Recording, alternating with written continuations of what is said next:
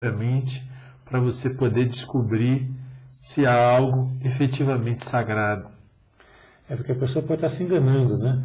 Ela pode querer criar ou considerar alguma coisa como sagrada somente para fugir da responsabilidade de descobrir o que é verdadeiro. Na hora você concorda, assim, que nem um cordeirinho, com aqueles ensinamentos que estão vindo de uma dada religião, né, ou de um livro sagrado, e se contenta com aquilo e repete a letra morta que está nos textos dos livros, sem procurar entender o que está por trás daquela letra morta, você está se limitando. Às vezes é cômodo você apenas repetir o que os outros falam, mas aquele que quer conhecer a verdade, quer se autorrealizar, ele não pode se satisfazer com aquelas migalhas que foram deixadas pelos outros no caminho. Ele tem que descobrir a verdade por si mesmo. E aí esse é o grande desafio que poucos estão dispostos a assumir, de procurar a verdade por meios próprios. A maioria quer ser conduzido, que nem uma criança. Mas o Krishnamurti, né, no primeiro livro que ele escreveu, que é Aos Pés do Mestre, ele fala que uma criança ela precisa ser guiada pelo pai, porque ela não sabe ainda as coisas do mundo, ela não aprendeu as leis básicas do mundo, então ela para atravessar uma rua precisa ser, né, levada pelo pai, senão ela pode ser atropelada. Só que as pessoas crescem naturalmente e amadurecem, e chega um momento que elas têm que começar a andar com os próprios pés e tomar decisões, né, levar o seu caminho por si próprio. Só que a maioria das pessoas quer continuar a ser conduzida, elas não se libertam do domínio, né, psicológico, vamos dizer assim, da religião, da cultura dominante, né, e ela se apega a todos aqueles preconceitos, todas aquelas regras, né, que são impostas e são não naturais às vezes, que são apenas o reflexo de interesses de grupos religiosos, políticos e até ideológicos. Então não questionar é uma coisa muito perigosa. É interessante que essa coisa do sagrado, nesse sentido que as pessoas dão, tem a ver com a questão da autoridade, né? Então diz, esse livro é sagrado, seja a Bíblia, o Alcorão, o Gita, de qualquer religião. Então ele não pode ser questionado. Então aquilo ali vira uma autoridade, em que a pessoa tem que se submeter àquilo, né? Então ela não questiona, ela não vai além para descobrir a verdade, porventura apontada naquele livro, naquelas palavras, sei lá o quê. Só que a verdade nunca é uma questão de palavra, né? A verdade é um estado da consciência que percebe as coisas como elas são, sem deturpações. Assim? Então, essa noção de sagrado que não pode ser questionado, algo idolatrado, algo superior, algo que a gente não sabe explicar, né? Tem a ver com essa coisa de autoridade. E a autoridade tem a ver com a imposição e com a exploração. Normalmente, nesse tipo de situação, tem sempre aqueles que dominam, que dizem o que aquele livro sagrado diz, e os outros têm que obedecer, né? Então, há sempre uma questão de dominação e exploração envolvendo isso. Enquanto o que, de fato, é sagrado não tem nada a ver com exploração nem com dominação. O que a gente vê mais nas religiões, nas seitas em geral, é que existe um grupo de sacerdotes, um grupo de eleitos, né, de pessoas que se colocam como superiores, como intermediários entre o divino e a humanidade como um todo, né? E se acham, de certa forma, superiores, né? Porque eles podem interpretar as escrituras, eles podem interpretar os ensinamentos, ou até mesmo, em alguns casos, eles se dizem porta-vozes do superior, do divino, e canalizam, escrevem, ou se colocam como sendo seres especiais, né? E os outros acabam seguindo. Eles dizem, eu tenho a verdade. Mas quem que pode ter a verdade? Se a verdade é uma coisa que não tem limites, não pode ser, nunca circunscrita, né, a livros, a palavras, né? A verdade é algo transcendente, né?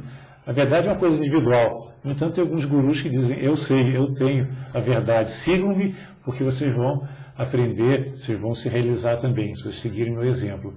E as pessoas acabam entrando nessa dos grandes gurus que acabam explorando, acabam vivendo às custas dessas pessoas crédulas, né? Que querem ser levadas pela mão, né? Querem ser levadas pela mão e não têm a coragem de buscar a verdade por meios próprios. Porque às vezes é difícil você assumir uma postura de independência. É muito mais cômodo você seguir o rebanho, né? Ser mais um carneirinho seguindo o rebanho, porque tem lá um mestre, né? Um guru dizendo, eu sei, eu tenho a verdade, sigam-me.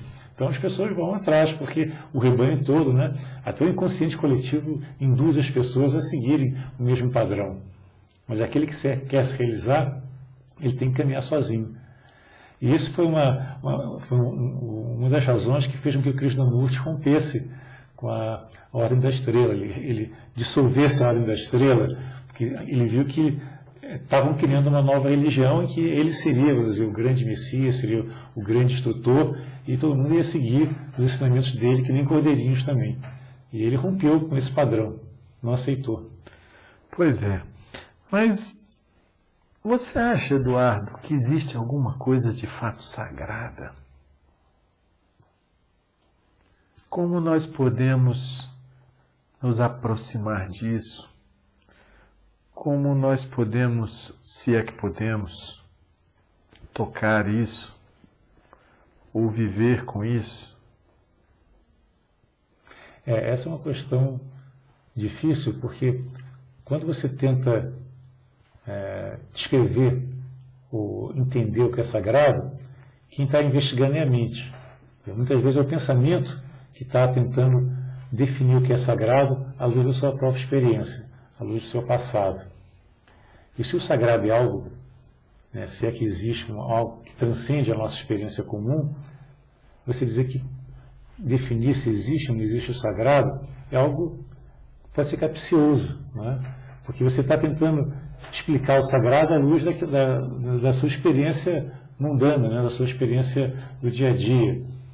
Então, como é que o pensamento, né, que está tentando entender o sagrado, o pensamento que é baseado na dualidade, que só conhece a luz, né, só conhece a sombra em função da luz, só conhece o positivo em função do negativo, como é que ele pode chegar a alguma coisa que é sagrada, que está além de qualquer caracterização?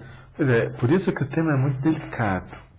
Ele exige muita perspicácia, muita agudeza de percepção para a gente tentar descobrir a verdade relativa a isso.